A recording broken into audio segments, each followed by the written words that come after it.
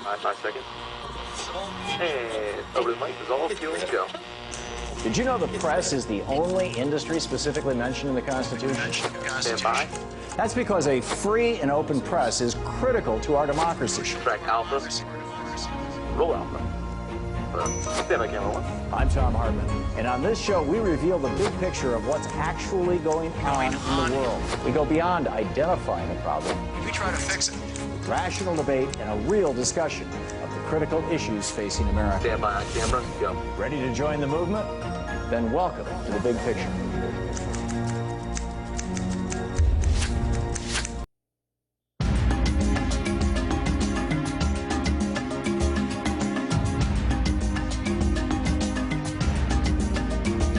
For tonight's Conversations with Great Minds, I'm joined by Guy McPherson, Professor Emeritus of Natural Resources, Ecology, and Evolutionary Biology at the University of Arizona. Guy is one of America's most influential experts on global warming and writes about a variety of climate change-related issues for the Arctic News blog and his own website, Nature Bats Last. In the field of climate science, Guy is best known for his assertion that runaway global warming is already on a path to cause the extinction of the human race, an idea he has written about in his book, Going Dark. Guy McPherson joins us now from our New York City studio. Guy, welcome to the program. Thank you, Tom. I appreciate the opportunity to be with you today. Thanks for being with us. First of all, just very briefly, if you could give us a little background on who is Guy McPherson and why should we listen to you, your background, credentials, and what brought you to this place. Sorry, the sound is cutting out pretty badly here. I think you asked me to give a background on the situation as it currently stands with respect to climate change. Okay. Yeah.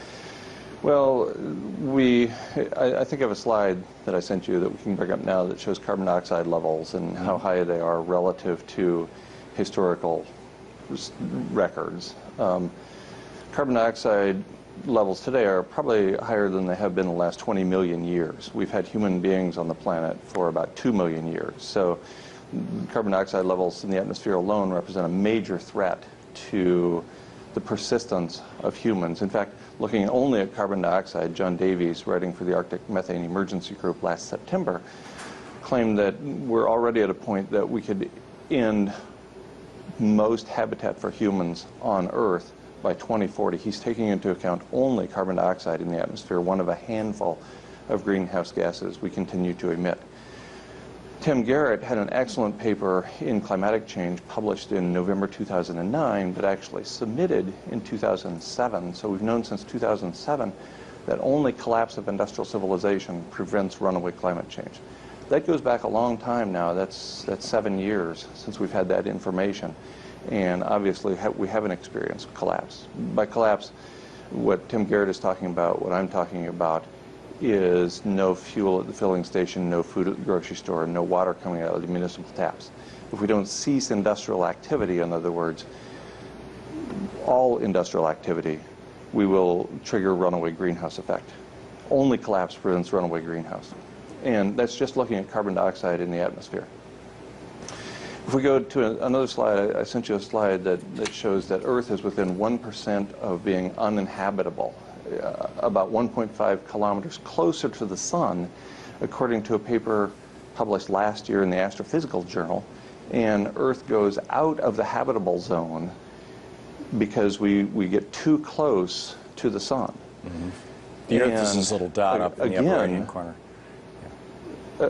Again, that assumes only one of the many greenhouse gases that we're emitting. So we're so close to the sun, we're so close to the inner edge of the habitable zone for life on Earth that even a minor change in atmospheric composition could push us out of the habitable zone. Well, we haven't made minor changes in the atmospheric chemistry of the Earth. We've made major changes in the atmospheric chemistry of the Earth. We're at approximately 400 parts per million carbon dioxide in the atmosphere compared to the 280 parts per million when industrial activity began in the 1700s. We're at nearly 2,000, maybe 1,800 or so parts per billion of methane in the atmosphere relative to about 700 parts per billion at the beginning of the Industrial Revolution. So just considering those two of a handful of greenhouse gases, we've made major changes in atmospheric composition within a relatively short period of time. And so it appears that we could push Earth out of the habitable zone by making profound changes in atmospheric chemistry. Okay. You've probably heard about the contrarian myth that the Earth's temperature has plateaued, global average temperature has plateaued within the last 15, now 16 years, since March of 1998. Well, we now know that that heat, and I sent you a slide that shows where that heat is going. If you'll take a look at that slide that shows there's been an acceleration of heat content in the oceans since 1998. So based on land surface temperature records, it appears that global average temperatures have plateaued, but in fact, 13 of the 14 warmest years on record have been since the year 2000, and most of that heat has been being dumped into the oceans, absorbed by the oceans, instead of on land. Well, as we know, ocean is 2/3 or so of the total cover of the Earth. And so that's a lot of potential heat going into the oceans. It could be that when we have an El Nino event, as appears relatively likely later this year, it could be that a bunch of that heat is released from the oceans. Looking at one of the 30 irreversible feedback loops we've triggered, or self-reinforcing feedback loops, that of methane in the atmosphere. If you'll take a look at that slide of the globe that shows methane concentration in the atmosphere, you can see that particularly over the northern hemisphere and especially over the Arctic, we see a tremendous amount of methane being released into the atmosphere. That was not there 50 years ago. That's right. That's right. It was not there 50 years ago. It wasn't even there at this sort of scale 10, 20 years ago. So within the last couple of decades, we have apparently triggered the clathrate gun. Firing the clathrate gun is the event that James Hansen was particularly worried about in his book, Storms of My Grandchildren. And if you look at methane levels about a month ago, atmospheric methane levels from about a month ago, there's a lot of dark red up there in the northern portion of the northern hemisphere. And that dark red indicates a lot of methane in the atmosphere. Just that one self-reinforcing feedback loop, methane bubbling out of the Arctic Ocean, which is reported in the scientific literature in Science in March of 2010, that one self-reinforcing feedback loop is equivalent to 1,000 to 10,000 gigatons of carbon, compared to the about 300 gigatons of carbon we burn through burning fossil fuels so far. Since 1850? We know... Go ahead, I'm sorry. Since 1850. From 1850 to now, we've burned about 300 billion tons of that's right, carbon about dioxide. 300 gigatons. About 300 gigatons of carbon through burning fossil fuels. And this is considerably more than that. Yeah. This is nearly 40 times, up to nearly 40 times the carbon equivalent found in the methane just in the Arctic alone. And there's methane in the permafrost, and there's methane in the Antarctic as well. So there's methane coming from all kinds of sources. Just that one source, methane coming out of the Arctic Ocean, threatens to release far more carbon equivalent than we burn by burning fossil fuels. According to the authors of a paper in Nature in July 2013, a 50 gigaton burp of methane is, quote, highly possible at any time. So it could be, we have a 50 gigaton burp, that's equivalent to more than 1,000 gigatons of carbon burned by fossil fuels. That's highly possible Which is at almost any time. 3 times what we've burned since we started the Industrial Revolution, within a matter of weeks or months. That's right. And as reported in the journal literature in a paper in Global Policy from September 2012, a suite of amplifying feedback mechanisms such as massive methane leaks from the subsea Arctic Ocean have engaged. So it's pretty clear, even in the very conservative scientific literature, that we have triggered a number of self-reinforcing feedback loops. And in particular, this one, runaway methane, could trigger a runaway greenhouse event. And in fact, that's the conclusion of Sam Carana and Malcolm Light, both writing for the Arctic Methane Emergency Group. So if we go to the final slide I sent you, it shows a runaway event. A polynomial or exponential curve fit to the data, and extended forward, and whereby we see a global average temperature of more than 4°C by 2030 and more than 10°C above baseline by 2040. We haven't had human beings on a planet at 3.5°C above baseline. So 4°C or 10°C above baseline, those are very large numbers. I want to read to you the conclusion Malcolm Light reached in January of this year, January 2014. He says, quote, the Gulf Stream transport rate started the methane hydrate gun firing in the Arctic in 2007, when its energy per year exceeded 10 million times the amount of energy per year necessary to dissociate subsea Arctic methane hydrates, end quote.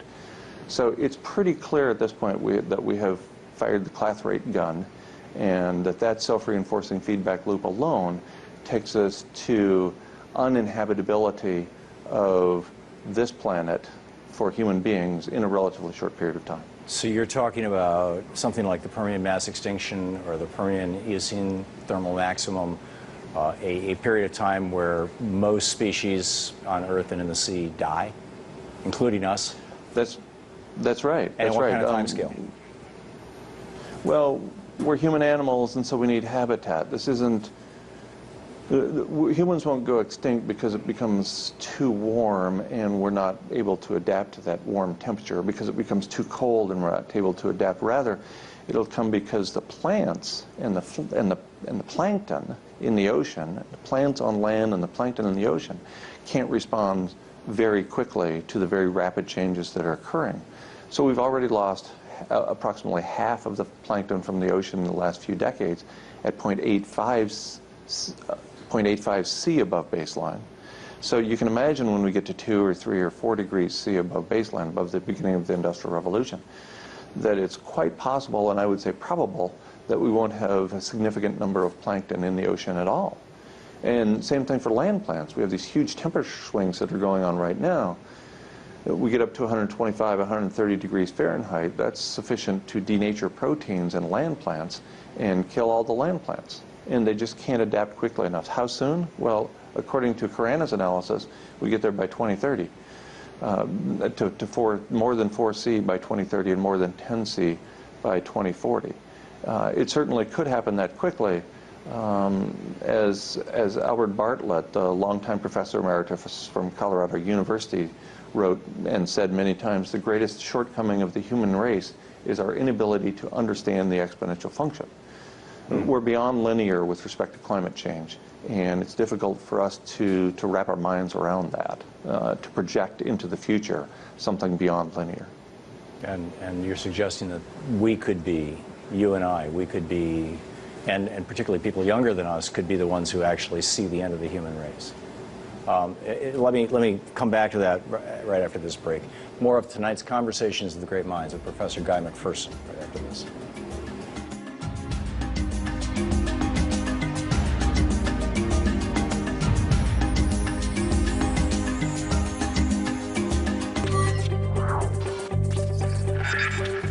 Dramas that can't be ignored. Stories others refuse to notice. Faces changing the world right now. A full picture of today's news. Live, on demand, from around the globe. Rockley.tv.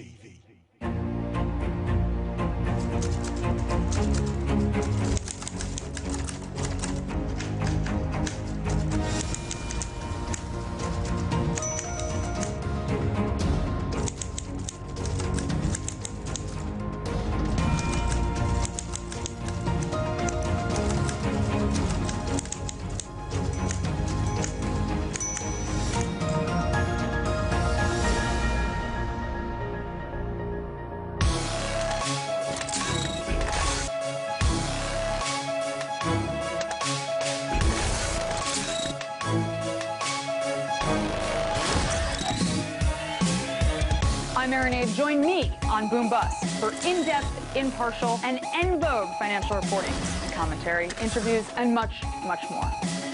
Only on Boom Bust and only on RT.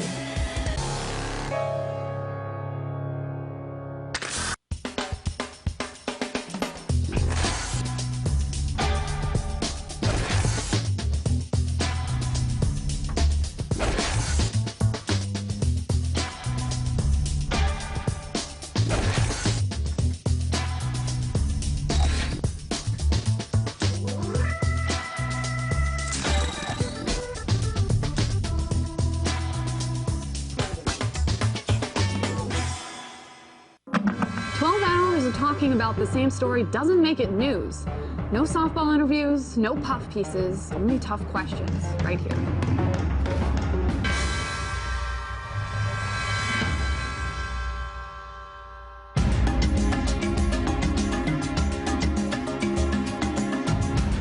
And welcome back to Conversations with Great Minds. I'm speaking with Guy McPherson, Professor Emeritus of Natural Resources, Ecology, and Evolutionary Biology at the University of Arizona, and author of the book Going Dark.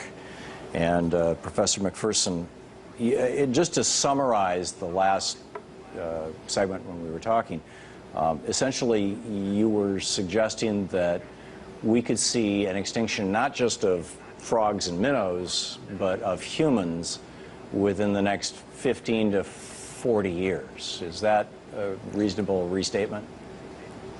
Yes, that's absolutely right. You know, we drive some 200 species to extinction every day, and at some point the species we drive into the abyss becomes us. I suspect the vanishing point draws nearer every day. We need many of those species for our own survival. So what are we to do? What are we to do? In my opinion, we're to act with decency. We're to act as we should have always acted. We should act as if our time on this planet is short. And by the way, even if I'm wrong, even if all the data are wrong, even if all the forecasts are wrong, even if all the projections are wrong going into the future, I would suggest that we can act more decently than most of us have going forward, and it might actually make for a better set of human relations. Instead of grubbing for that next dollar, let's give away our time and give away our material possessions and act as if other people actually matter. Let's live here now with the ones we're with and act like that's what's important, because I suspect it is. The essence of your argument then is that there's nothing to do because we passed the tipping points years ago, maybe even decades ago, and you know this Thelma and Louise car has already gone off the side, off the edge of the canyon. It just hasn't hit the bottom yet. Yes, that's right. We know now that there's a 40-year lag between emissions, greenhouse gas emissions, and temperature rise. So the temperature rise we see today is a result of burning fossil fuels and releasing methane into the atmosphere by 1974. So we also know that we've emitted more greenhouse gases in the last 29 years than in the previous 236 years combined. None of that has been manifest in temperature change yet. It's baked into the cake. It's already a done deal, but we are not seeing temperature rise as a result of that. So what, during previous mass extinctions, how did this play out? Well, during previous mass extinctions, during the Great Dying some 251 million years ago, more than 90% of the taxa, more than 90% of the species went extinct over a span of thousands of years. We're in the 6th great extinction. There were 5 truly profound extinction events in planetary history before this one. The 6th great extinction is the one driven by us, and it's progressing more rapidly than any of the previous great extinctions. So we know that we could lose 90% or more of the species on the planet. We know that with respect to temperature rise, large-bodied mammals are going to have a really tough time adapting to the kinds of conditions we've seen in the past. With only a few degrees temperature rise in a short period of time, we lose habitat for mammals. Instead, what we're going to have habitat for is herpetofauna, lizards and snakes, those sorts of species. So we go back to, well, after the last great extinction, what came out of that was the age of the dinosaurs. Is that what's going to replace us? That's right. So can you envision anything that we could do right now, no matter how extreme or radical, anything that we could do right now that could stop this and give the human race another chance to get it right? Some people have proposed geoengineering, in particular putting various particulates into the atmosphere to reflect the solar radiation back out into space. But we now have a half a dozen refereed journal articles, all of which indicate that geoengineering in its various forms will either make no difference or will actually make matters worse, and in some cases far worse. So given that we're so desperate now, we're willing to try geoengineering, and that those geoengineering strategies have been largely negated for their potential to improve the situation, I think there is nothing I know about that we can do to turn the ship around. Didn't the last IPCC report specifically call for more research into geoengineering? And if so, isn't that almost an admission that the statistics that you're talking about are there, but they don't want to just put it forward? I try not to sound like a conspiracy theorist here. Yes, that's a very conservative body putting out a very conservative report, the Intergovernmental Panel on Climate Change, and in their assessment, which came out just a few days ago, in fact, they admitted that geoengineering appeared to be the only viable strategy to reverse climate change at this point. Right. So if you have a very conservative body indicating that, and by the way, they didn't suggest any geoengineering strategies. All the papers that have pointed out that geoengineering is probably not a very good idea have come out just since November or December of last year. So there's a suite of them that have come out in a short period of time. And geoengineering is things like putting titanium dioxide into jet fuel so that we whiten the cloud layer, or putting iron oxide, rust filings, iron filings into the oceans to increase the bloom of algae, to suck out CO2. That's exactly right. The most commonly promoted one of those is solar radiation management, or putting some sort of particles up into the atmosphere, like sulfates, for example. And in fact, Clive Hamilton, in his book, published April a year ago, the book called Earth Masters, he points out that when sulfates drop out of the air, when industrial activity ceases, the temperature will warm in a relatively short period of time, we're talking days or weeks, will warm 1.1 C above what it's at right now. We're at 0.85 C right now. Well, that takes us to 1.95 C, let's call it 2. So even collapse, as called for by Tim Garrett in his paper written 7 years ago, even collapse takes us to the political target of 2C. Right. And even James Hansen has recently concluded that 2C is horribly optimistic, that 1 is the Rubicon we can't cross. I suspect we crossed the Rubicon that matters, and that's the one that triggered all these self-reinforcing feedback loops. Back in the 70s. That's right. I mean, the emissions were produced in the 70s, and we've learned about the self-reinforcing feedback loops within the last 4 years or so. Right. Thomas Malthus famously suggested, actually he was talking about how there are cycles of population building up and dying off, building up and dying off. People badly misunderstand Malthus, but let's go with their misunderstanding of him, that eventually we would overpopulate ourselves to death. And, it didn't quite work out that way.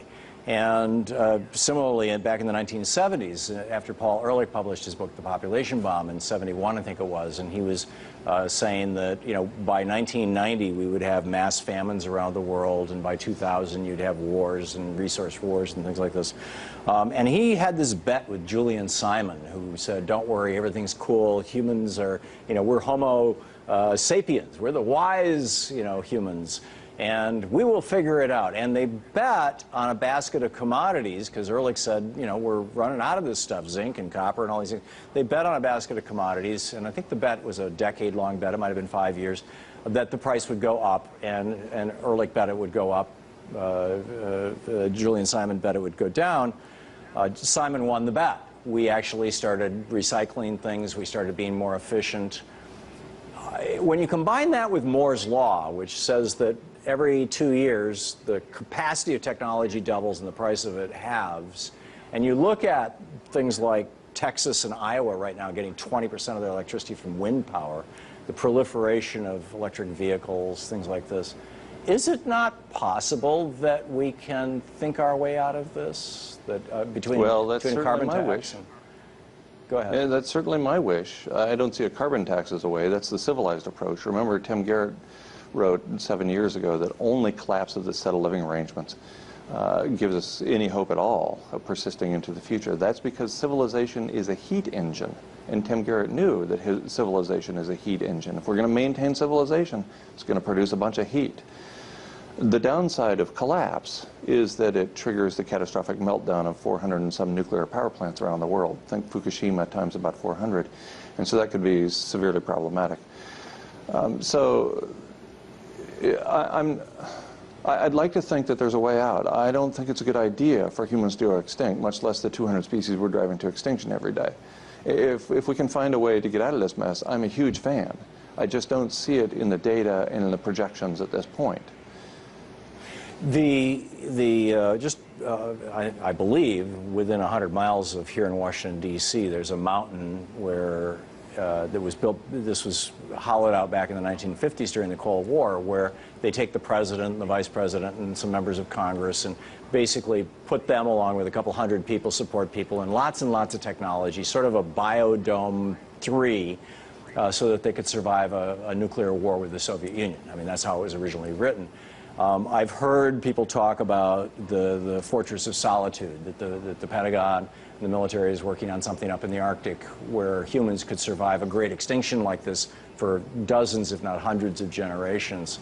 Do you think we should be having that kind of conversation, or colonies on Mars or the Moon? I think first we should do no harm, and clearly we've done a tremendous amount of harm. We're desperate for these kinds of solutions now because the situation is truly desperate.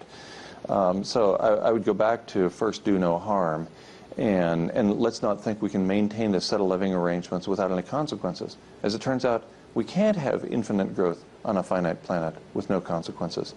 You know, one of the statements Julie and Simon made, I'm glad you brought up that bet, was that we can continue to grow the human population at the current rate for the next 7 billion years. Well, at the time we made that statement, if we had continued growing the human population for 7 billion years, the human population alone, the mass of humans, would have been larger than the entire universe. So projecting out into the future is dangerous for 7 billion years, or even for the next 20 years, as some of these models have done. Could they be wrong? Yes, and I certainly hope so. The data don't indicate as much, but I certainly am wishing for a better outcome for our species and the many, many others with which we share the planet. Yeah. We have just 30 seconds left. Advice, thoughts, hospice? My advice is to be here now, to focus on the now, because this is what we have. And I suspect if you live to be 100, and maybe we all will, then still, when you look back at your life, you're going to remember a few moments. The moments are what we have. So let's create those fantastic, joy-filled, joyful moments. Let's be here now with the ones we're with. Let's treat the living planet and other human beings with decency and respect, and maybe treat ourselves with a little dignity, because no matter how this turns out, I don't think that's bad advice. Professor Guy McPherson, thank you. Thank you, Tom. To see this and other Conversations with Great Minds, go to our website at conversationswithgreatminds.com. And that's the way it is tonight, Friday, April 4th, 2014. And don't forget, democracy begins with you. Get out there, get active, tag, you're it.